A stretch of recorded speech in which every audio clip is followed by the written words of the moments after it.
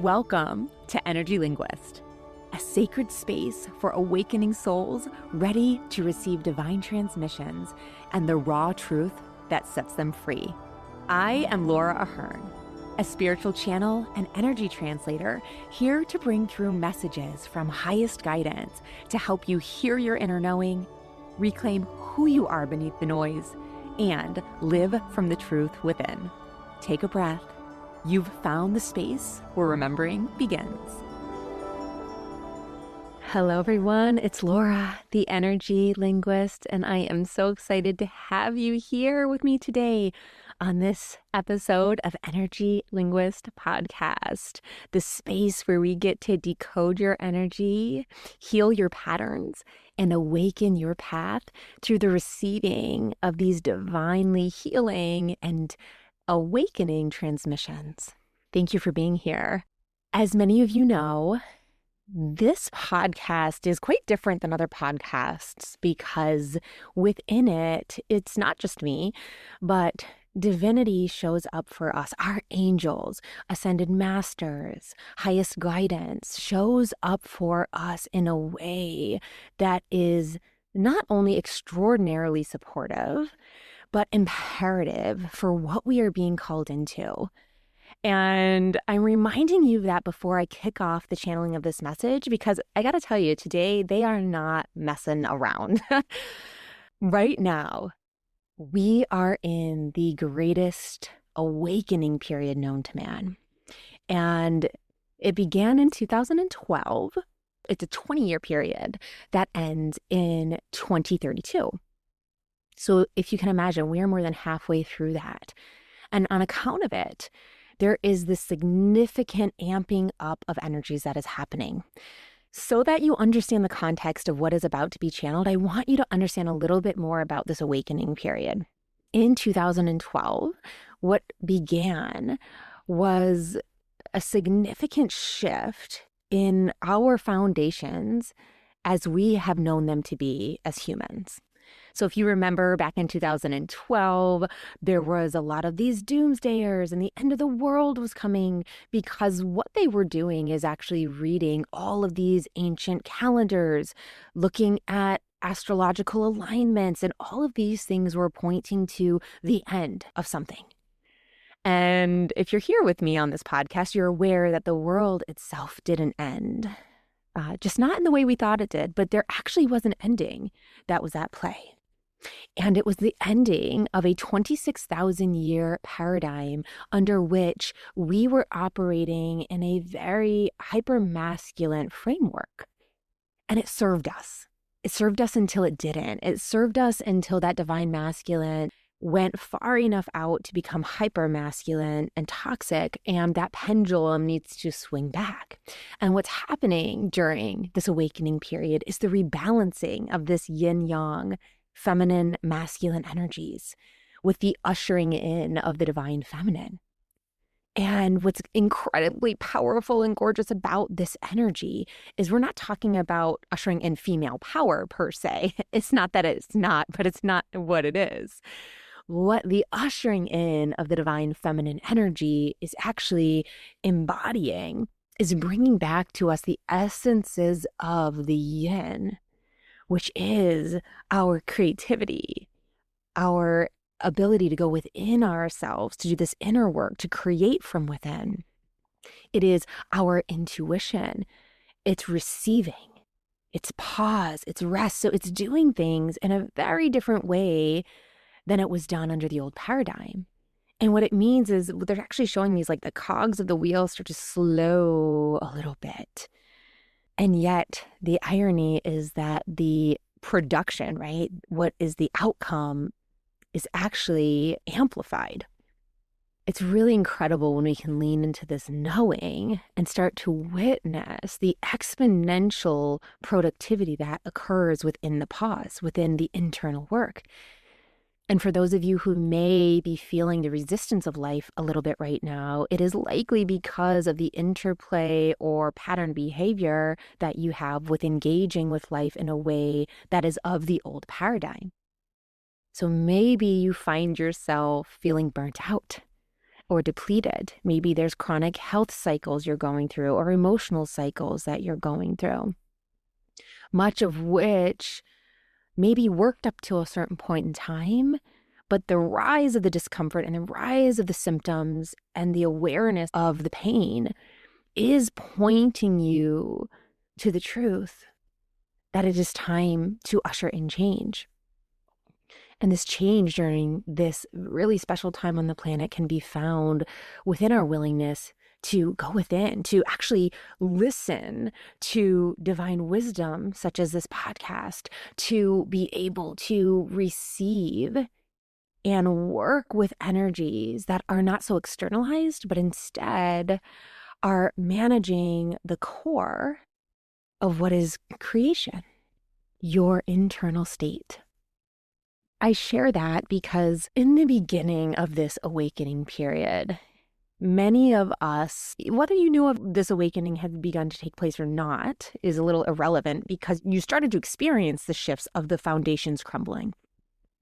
And in the early stages, some was just prior to leading up to 2012, others was just a couple years after. What happened is this unraveling. You can call it, they're actually showing me, it's so contradictory, both things, this unraveling of certain things in our lives, but also this heightening of awareness around things, which led us to a place in time within our experience where we were having to decide our path. We were having to decide whether to release the thing. We were having to decide what was next for us. And so a lot of things, often a lot of challenges, a lot of loss tend to come to the surface during such a significant shift in energies in the universe like this. In the beginning part of maybe the first half of this awakening period, it was brought into my awareness through divine intercession that there was a bus that would show up with an invitation for you souls to jump on, and then it would go. And that front message was, well, don't worry because it's a bus route. There's another bus that is coming.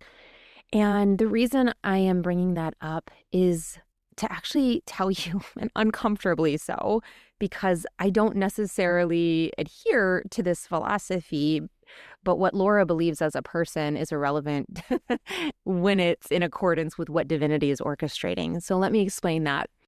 I don't necessarily adhere to this philosophy of belief, but it doesn't matter because they're telling me with such certainty that I need to channel this message today. So this is my apology ahead of time for what is quite uncomfortable to say. What divinity wants me to bring you into awareness is that this bus is not going to continue to come. That there is an enormous shift that is happening right now on the planet, and divinity is channeling a very significant message of urgency.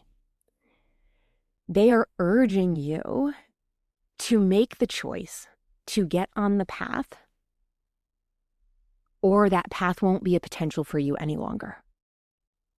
Right now, we are in the experiencing of the two paths diverging. Actually, about a year ago, divinity channeled that there were two paths splitting, and one was a path of the old world.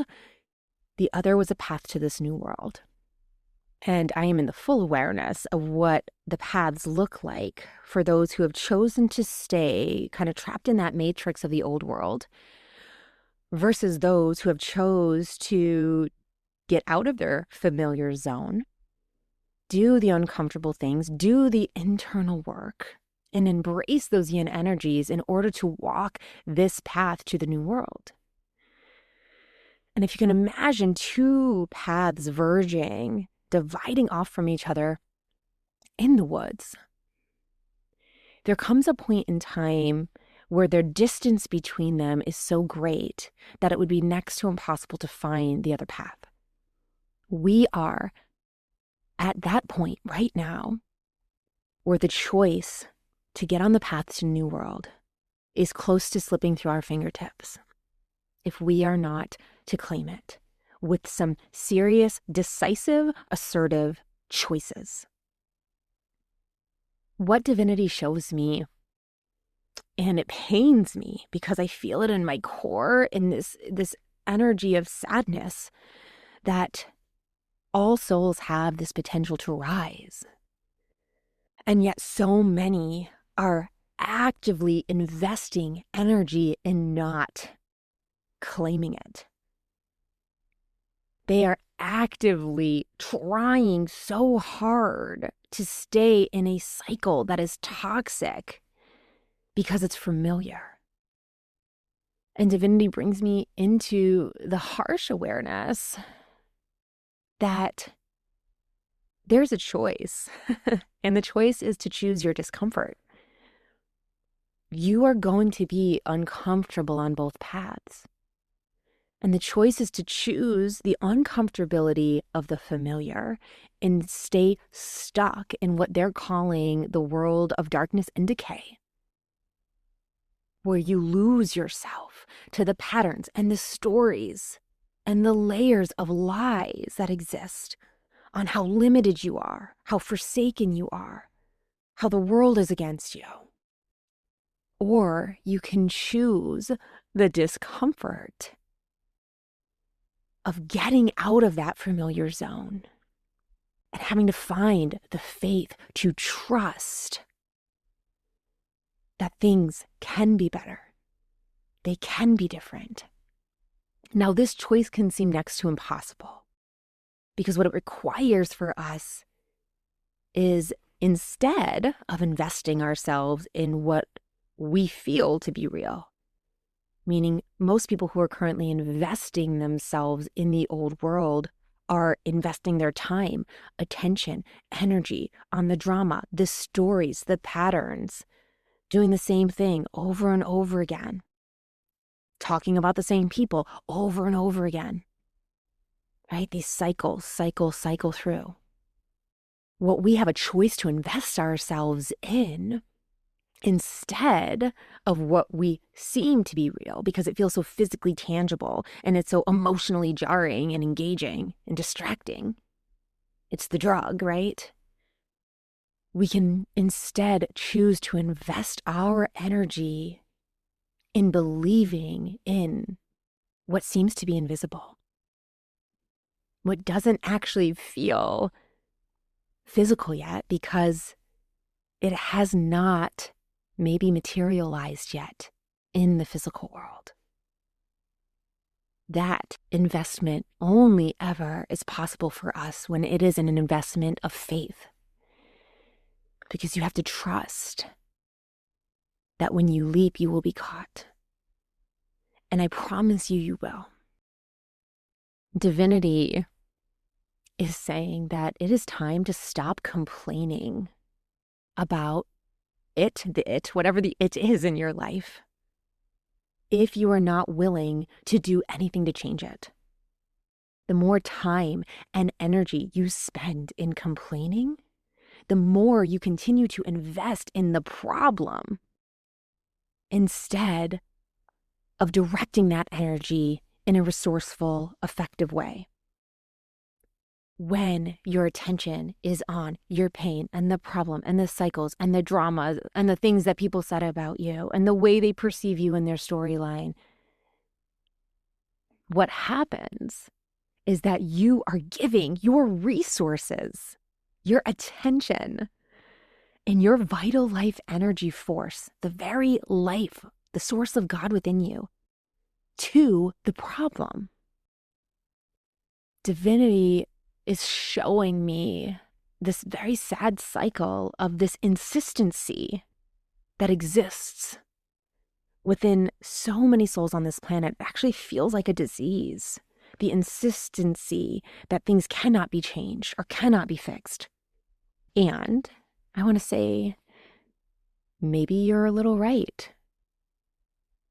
Maybe they can't be fixed in the ways in which you've been trying to wrestle with them up until now. Maybe you trying to control other people's and judgments of you isn't helping. Maybe us literally taking our attention and time and investing it in the problem isn't fixing what's ailing us. So from that perspective, yes, you are right. But if you are willing to become curious within your own experience, what will start to unveil itself is the infinite amount of resources that you actually have to address what you feel is in the way for you. Most of the time, people are not actually looking for a solution. I've actually had a lot of relationships within my own life fall to the side because I no longer was feeding the source, meaning people were very attracted to me because I was helping to solve their problem.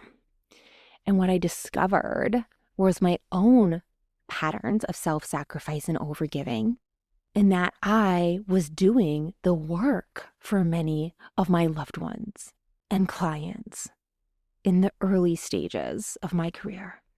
And the more that I did that for them, they felt incredible. And what built within me was the resentment, because their lives were changing so astronomically while the dial within my own was barely moving, because I was not yet in the fullness of knowing two things: how invaluable my contributions were, and second, how imperative it is for souls to choose for themselves and do the work. Divinity channeled me a really beautiful metaphor that I use quite frequently. And when they showed me this analogy that if I was a physical fitness instructor and I was asking you to lift 5 pounds and you couldn't do it, would I go over there and lift it for you? And the answer is, of course not. Why? Because I want to make you stronger. And we know this. You may have actually even heard me say this on another podcast. So why do I reiterate it now? Well, number one, divinity asks me to repeat that because this is a very challenging cycle to break. We constantly want to help others by doing the work for them. And we will dig into this even more on another episode as it pertains to the difference of this empathy we feel versus the sympathy we feel for them. But as this message pertains to what is being channeled today, they're attempting to bring you into this awareness of knowing that wrestling with the problem or trying to do the work for other people or not being willing to move forward on your path unless other people come with you will only sacrifice yourself. And so there is a choice to be made that only you can make. You can be one of those people who gets a taste for the potential, who begins to dream big. And instead of investing in that faith of what you've been shown, you choose to get back into the commitment of the cycles you've been in. Or you can choose that now is the time to go against the grain, to push beyond what you think is possible, to break the limits and invest fully in yourself without turning back. Divinity wants you to understand there are only two choices here: to commit to your cycles or to commit to the unseen. Too many people refuse to step forward because of their deep, aligned belief in their victim story. Well, how would this prevent them from stepping forward? Because your steps forward would contradict any belief you held in your inability. The actual action of commitment to something is what drives out the old belief. In order to stop believing in the lack and the poverty, you have to have a moment of choice. A choice to trust yourself, a choice to receive, a choice to invest in yourself, a choice to say yes, the tide will turn. And it is so imperative that you hear this message with the seriousness that divinity is presenting it, because right now is the turn of the tide. Right now is this opportunity where everything is shifting in your favor. And the only thing that is kind of left hanging is up to you. It is your choice.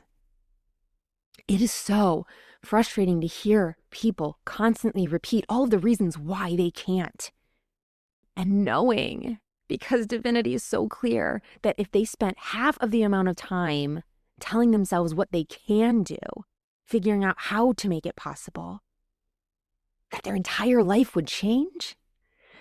Oh, it's such a challenging thing to see for someone like me who's got foresight, for someone like me who can literally see your highest potential. Divinity unveils it to me.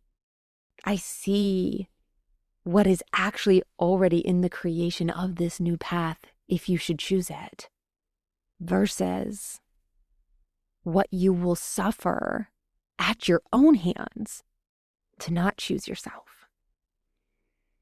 The only way you begin to claim your invaluable nature is based upon your willingness to show yourself how valuable you are by investing in yourself. So I want you to think for a moment and pause. How easily do you spend money on other people versus the ease or lack of ease that you might experience when you go to spend money on yourself? I want you to feel into that. Is there some self-sacrifice there maybe? And I say this because recognizing how inherently invaluable we are doesn't come from just mantras and repeating it in our minds. Yes, the thought is a component. And when you link that thought with emotion and you feel love for yourself, that is exceptionally powerful. And yet there's still one key component within our physical and vibrational essence that's missing, which is physical action. We convey to God our level of faith based on our actions. Are you acting in accordance with someone who is of lack, who is forsaken, who is not valuable enough to be given time, attention, receiving? Or are you acting in accordance as someone who is truly capable of all things, who is worth investing everything in, who will accomplish the greatest dreams and have the greatest impact and shine your light so bright? Only you know the answer to that question. Because until you choose to see how invaluable you are, you'll never fully rise to the highest potential that is available to you. You are meant not just to rewrite your past, but to rewrite your future. Right now, your future is at play. And we don't get to achieve the greatest success by staying addicted to our old identity and our old belief patterns and our old limitations. Our stories of why we can't, of all the lack, of why we haven't changed up until now. Only you can stop committing yourself to that. I hear them say committing a crime. Committing yourself to that is a crime. It is. Because you're investing in the deceit and the darkness. Investing in the deceiver when you could be investing in divinity, in faith, in God, in all of what is offered to you and what is possible. The infinite love, the infinite light, your infinite potential. And today, for any of the women that are listening to this podcast, I want to give you a personal invitation to make a change. Divinity has opened this message so powerfully that it drove me into the creation of something that, quite frankly, I never, as a human being, imagined creating, which only validates how divinely orchestrated this is. Because this upcoming March 2026, March 17th through 22nd, I am holding a Return to the Goddess Within retreat in the Redwoods of California. It is a women's retreat. that takes place during a very sacred window, beginning on the Trinity of St. Patrick's Day, where we are embracing the mind, body, spirit, traveling through a new moon into the spring equinox, where balance is restored and light and dark become harmoniously balanced. Divinity instructed me to create this retreat specifically to support rewriting of the limits and the stories that have had us stuck for generations. Because we are in the largest awakening known to man, it is imperative for us to take advantage of this small window that we have remaining to choose to come home to ourselves. Within the ancient wisdom of the redwoods, all will be revealed as this balance restores and we are awakened to the power that exists within us and the new world that is available to us. We know that we cannot get to this new way of being if we're still holding on to the old identity, which is why divinity has ordered me to co-create this at a moment in time on the planet where all of the energies are in support of you coming and landing and receiving and releasing all that no longer serves you so that you can rise into the embodiment of the truth of who you are and claim that and sustain that as you walk forward from that moment in time. Now, this is a women's retreat only, and it is fully supported, meaning you get to come. It is all inclusive. You're fed, you're nourished, you're held. There's beautiful yoga practices, breath work, introspection, connection with nature, meditations, everything that your soul will need to say yes to you.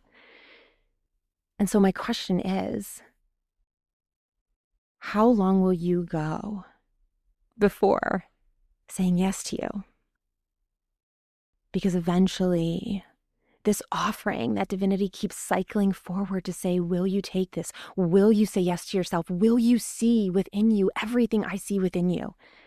Will only be offered up so many more times. Because as the awakening winds down,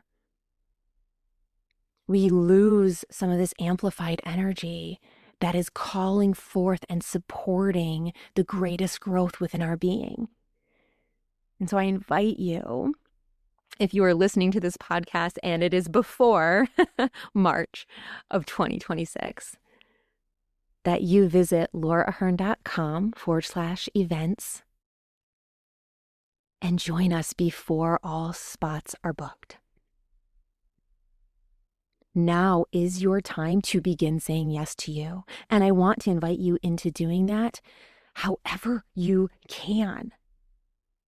To stop self-sacrificing, to stop putting everyone else first, to stop thinking and justifying that you're somehow doing someone else a favor by depleting your resources and sacrificing yourself.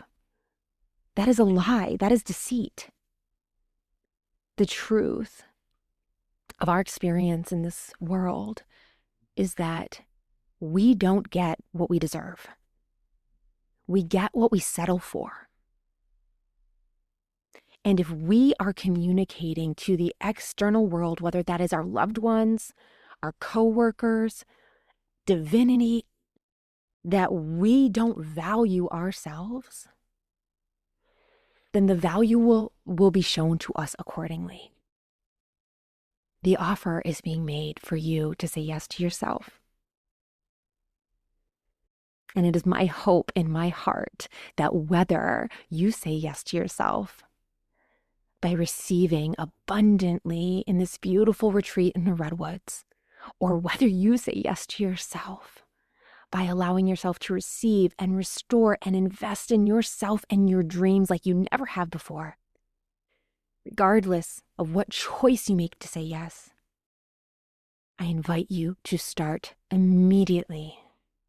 Don't allow yourself to get to the end of the road where you have sacrificed all of your dreams and you're living in the deepest regret for never having loved yourself enough to go all in on yourself.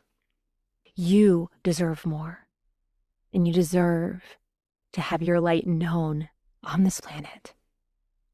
I am sending you all the light and love to begin to walk in your own light with confidence in the true embodiment of who you are, and to touch this world with the unique, beautiful being that you are. Thank you so much for your bravery to receive these expansive transmissions from Divinity today. I cannot wait to be with you again on our next episode of Energy Linguist. Blessings. Namaste. Thank you for being here, for listening with your heart, and for opening to the truth meant just for you. If this transmission resonated, I invite you to visit lauraahern.com for free resources and sacred support to help you accelerate your awakening and walk your path with more power, trust, and grace. Until next time, trust what you feel, honor what you know, and believe in your power to create something greater than you've ever imagined.